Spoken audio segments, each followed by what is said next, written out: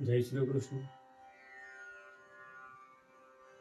ગોપીજનો અંદર અંદર વાત કરે કે આપણને આજે સારા સમાચાર મળશે. એવામાં એક ગોપી બોલી કે મેં આજે સ્વપ્ન જોયું જેની અંદર મને ભગવાનના સુંદર દર્શન થયા. મારે ત્યાં માખણ ચોરવા માટે આવ્યા. એકદમ ઉઠી ગઈ. બધી જ ગોપીઓ પોતપોતાની આમ વાતો કરે. આ બાજુ ઉદ્ધવજી એ સ્નાન કરીને આવી રહ્યા છે. બધી વાતો સાંભળે છે. રાધાજી કહે, મારી તો એવી સ્થિતિ છે કે તમે જાગતા નહીં, પરંતુ સ્વપ્નમાં પણ તમે લોકો જોઈ શકો છો ભગવાનને.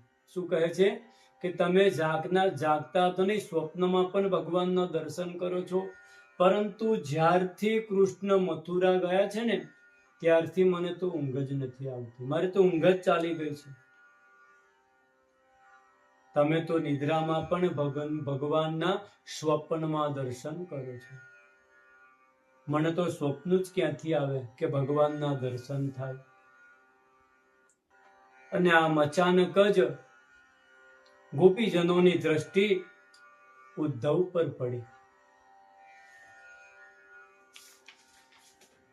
શુચિ સ્મિતા કોયમ પીચ દર્શન કુતશ્ચ કસ્યા ચ્યુતવેશભૂષણઃ ઇતિ સ્મ સર્વા પરિવહુરુત્સુકાસ્તત્મુત્તમ શ્લોક પદાંબુજાશ્રયમ. અરે, આ તો બિલકુલ આપણા કનૈયા જેવા દેખાય છે. શ્યામ છે, મોર મુકુટ વાળા છે, પીતાંબર ધારી છે, વૈજયંતી માલા પણ ધારણ કરેલી છે. આ કોણ છે? દોડતી દોડતી બધી જ ગોપીઓ ત્યાં પહોંચી અને ઉદ્ધવજીને ચારે તરફથી ઘેરી લીધા. તો ઉદ્ધવજી પરિચય આપે છે કે હું કૃષ્ણનો સખા છું, ઉદ્ધવ છું. હું તમારી માટે શ્રી કૃષ્ણનો સંદેશો લઈને આવ્યો છું. બસ આટલું સાંભળતા ગોપીજનો કહે, મારો કનૈયો કેમ છે? અમને યાદ કરે છે, આ વાછરડાને યાદ કરે છે, યમુનાના તટને યાદ કરે છે, ગિરિરાજને યાદ કરે છે. હજારો પ્રશ્ન પૂછ્યા, મારી માટે શું કહ્યું છે? અચાનક કેમ આવ્યા?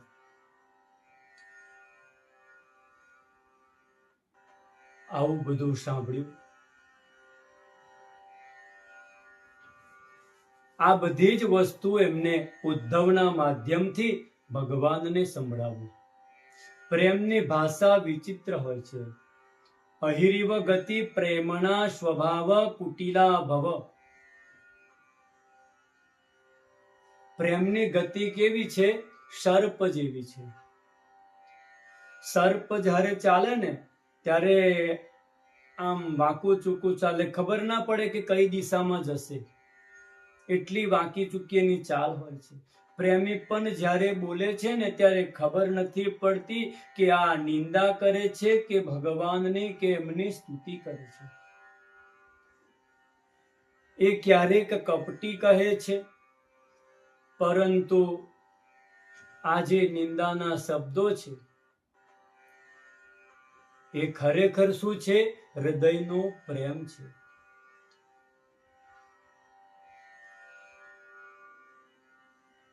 એક ગોપી કહે, સખી જવા દો, એ કૃષ્ણ હવે આપણને મળવા વ્રજમાં કેમ આવશે? સારું છે કે એના મિત્ર ઉદ્ધવને આપણી પાસે કુશળતાના સમાચાર પૂછવા મોકલ્યા. બહુ સારી વાત છે. એને ક્યાં આપણી માટે સમય છે? એ તો મથુરાના મહેલોમાં યદુપતિ બનીને નિવાસ કરતા હશે.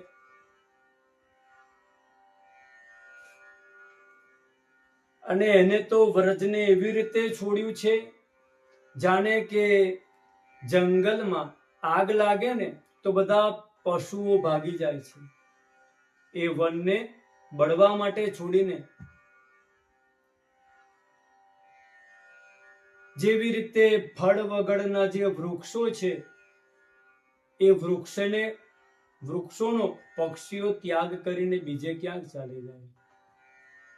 જેવી રીતે ભોજન કરી અને અતિથિ એ ગઢ છોડીને ચાલ્યા જાય, જેવી રીતે ગુરુની પાસે અધ્યયન કરી શિષ્ય ગુરુજીને પ્રણામ કરીને ચાલ્યા જાય, જેવી રીતે દક્ષિણા લઈ અને ભૂદેવ બ્રાહ્મણ યજમાનને વંદન કરીને ચાલ્યા જાય, જેવી રીતે ધનહીન પુરુષનો ગણિકા ત્યાગ કરે છે, જેવી રીતે પુષ્પની પરાગ લઈ ભમરો એ પુષ્પને છોડીને ઉડી જાય છે.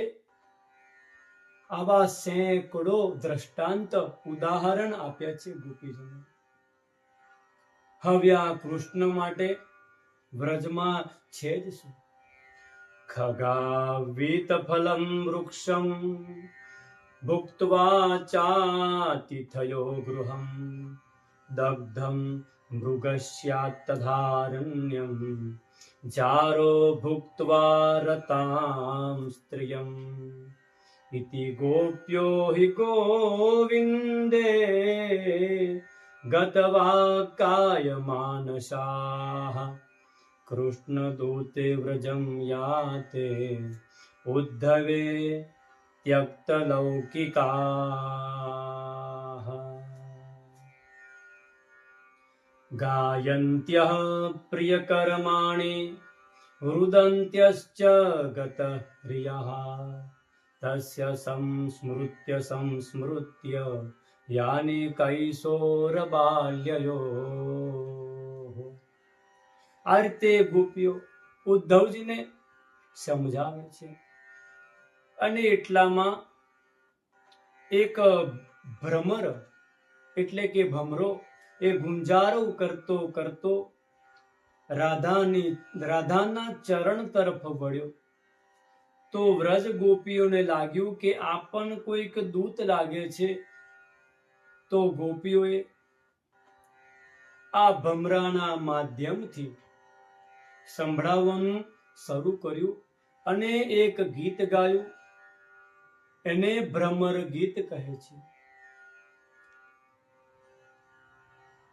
તો આપણે આગળ ભ્રમર ગીતનો પાઠ કરીશું અને પછી આપણે ભ્રમર ગીતના ભાવ એ આપણે શ્રવણ કરીશું. જય શ્રી કૃષ્ણ.